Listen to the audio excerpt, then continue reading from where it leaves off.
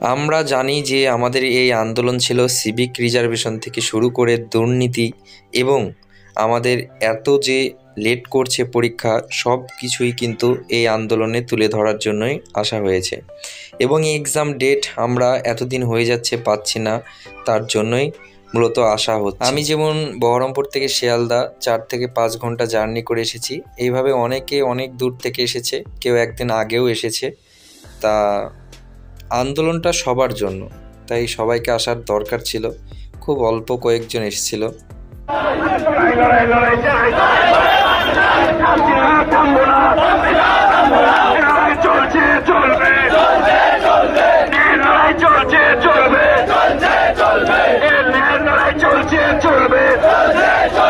আরে পুজো আসে পুজো যায়, ভোট আসে ভোট যায়।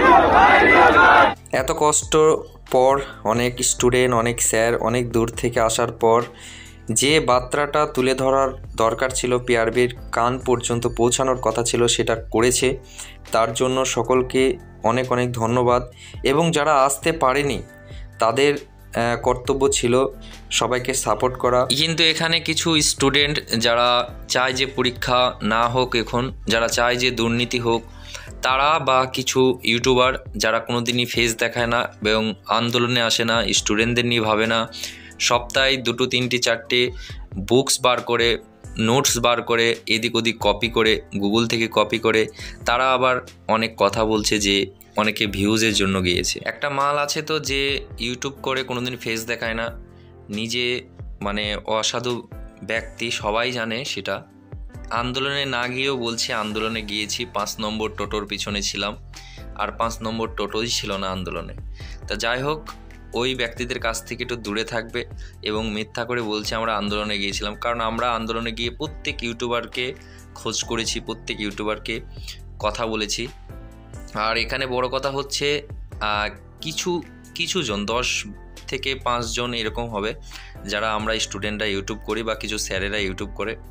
তাছাড়া এই 400-500 ছেলে মেয়ে কেউ ইউটিউব করে না। বাকিরা ভিউজের জন্য যায়নি, তারা নিজেদের যে লড়াই, নিজেদের যে অধিকার, সেটাকে ছিনিয়ে নিতে গেছে।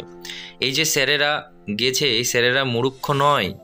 এই যে তো অনেক কমেন্ট করছিলে না যে যারা গিয়েছে তারা সব কটাই মূর্খ। তোমার ধারণা, তোমাকে যে বোঝানোর যে এই ভুল ধারণাগুলো না, অনেকটাই ভুল। এখানে অনেকে আছে যারা পয়েন্ট সামথিংয়ের জন্য কেটে গেছে, এরকম স্টুডেন্টরাই বেশি গেছে এখানে। তাই এরকম ভুল ভাবনা এবং মূর্খর মতো প্রশ্ন বা কমেন্ট যেন তোমরা না করো। যারা এই জায়গাতে আসে তাদের পিঠ ঠেকার পর কিন্তু আসে। তা এটাকে মাথায় রাখবে। হ্যাঁ, তুমি কেন আসলে না সেটা নিজেকে প্রশ্ন করো। তুমি একদিন আসবে যেদিন আমরা থাকবো না। যাই হোক, আমাদের যতটুকু পারার লড়াই করলাম। আর একটা কথা, এটাই হচ্ছে আমার শেষ আন্দোলনে যাওয়া। কারণ আমি অনেক কষ্ট পেয়েছি বা অনেক কিছু শিক্ষাও পেয়েছি, যেটা একদিন শেয়ার করব যে মানুষের পিছনে কিভাবে লাগে বা মানুষকে কিভাবে কষ্ট দিতে হয় বা দাবিয়ে দিতে হয়, সেটা কিন্তু অনেক অসাধু লোক ভালো মতো জানে। এটাই আমার শেষ আন্দোলন হয়ে থাকলো জীবনে। আমি আন্দোলনে আর কোনো দিন যাব না।